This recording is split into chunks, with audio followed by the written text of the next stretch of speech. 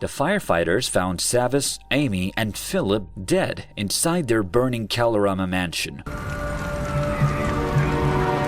A burning mansion. This could happen there?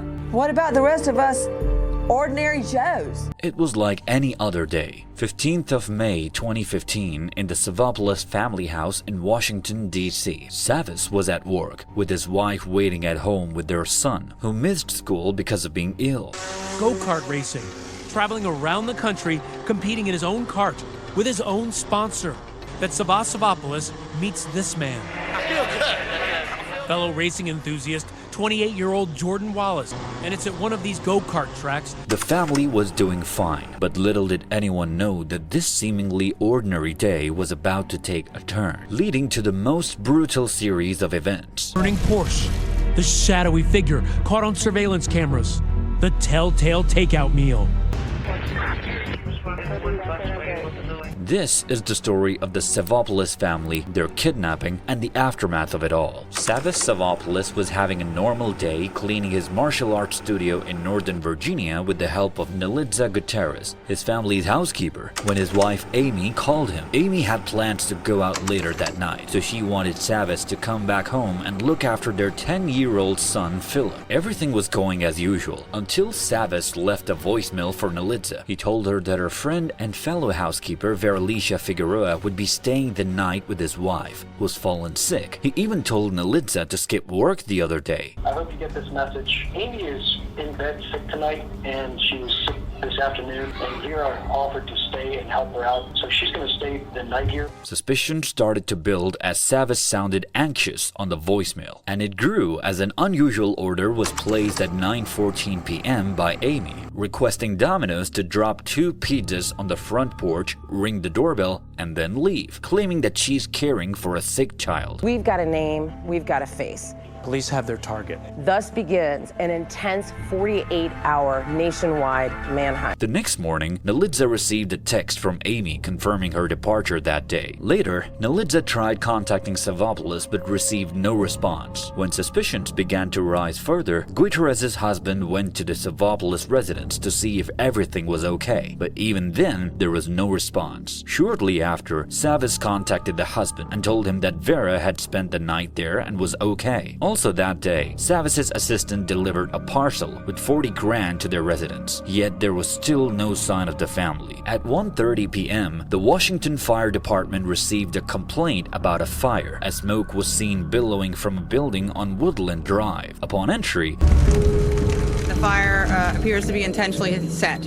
The firefighters found Savvas, Amy, and Philip dead inside their burning Kalorama mansion, along with their housekeeper Vera. The Savopoulas parents' lifeless bodies were discovered in a bedroom on the 2nd floor, close to the spot where Vera was lying, but barely alive. She later passed away at the hospital. All 3 of the family members died from blunt force trauma, with Savvas and Vera being found to have been strangled, according to the medical examiner. Philip, a 10-year-old boy, passed away from heat-related causes. According to court records, gasoline appears to have started the fire in his bedroom. According to the authorities, the fire was deliberately started. The blue 2008 Porsche belonging to the family had gone missing since it was last spotted at approximately 10:30 in the morning. Within a few hours, the burned-out wreckage of the vehicle was located in New Carrollton, Maryland, but nobody knew who was behind this heinous crime. A multi-agency investigation into homicide and arson was initiated right after.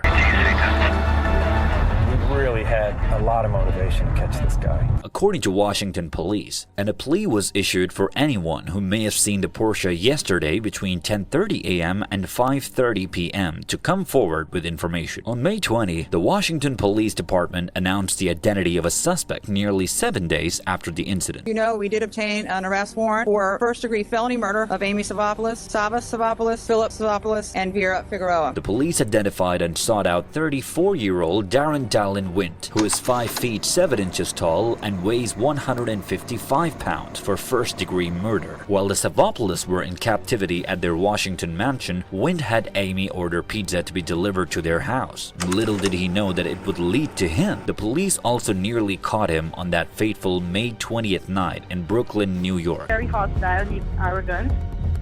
He doesn't listen. The phone that led them there was later discovered in his Brooklyn-based girlfriend's hands, according to a law enforcement official who spoke with NBC New York. But the next day, on May 21, 2015, authorities discovered his DNA on the crust. Developed DNA to a national database, and out pops Darren Wind. And the police arrested him. Darren Wind was found guilty on numerous counts of first-degree murder while armed, abduction, burglary, extortion, theft, and arson in connection with the brutal murders of Savvas Savopoulos, his wife Amy, their son Philip, and Veralicia Figueroa, the family's housekeeper. Manhunt is on. The suspect is 34-year-old Darren Dylan Wind. Prosecution claimed that Wind, who had worked for Savvas' company American Iron Works before, who worked for Savopoulos at American Iron Works 10 years before, was destitute and greedy when he murdered the family and housekeeper. After over 6 weeks of testimony in which the prosecution presented over 60 witnesses, the verdict was reached on the third day of deliberations in the D.C. Superior Court. During the trial, prosecutors went over the entire incident that happened. Prosecutors also said that after the killing, Wind, who already had a history of multiple arrests for offenses such as carrying concealed weapons, theft, harassment, and violating an order of protection, searched online for tips on how to pass a lie detector test, 10 potential fugitives hiding places, and 5 nations without an extradition treaty with the United States. Despite all that, public defenders Judith Pipe and Jeffrey Steen contended during the trial that their client was innocent and that Stephen Wind was the real killer. But everything pointed to him. A family held hostage for 20 desperate hours. And he confessed. The trial was held in the District of Columbia Superior Court, and the verdict was reached after that. The Honorable Juliet McKenna handed down the sentence. In his sentencing remarks, Judge McKenna echoed the jury's assessment that the defendant's actions were incomprehensible and harsh. And we at the U.S. Attorney's Office will use the full force of the law to make sure justice is served. And Darren Wind was handed 4 consecutive life sentences without the possibility of parole for the murders that took place in May 2015. On October 25, 2018, sentence that she did with the 4 consecutive terms of life without release.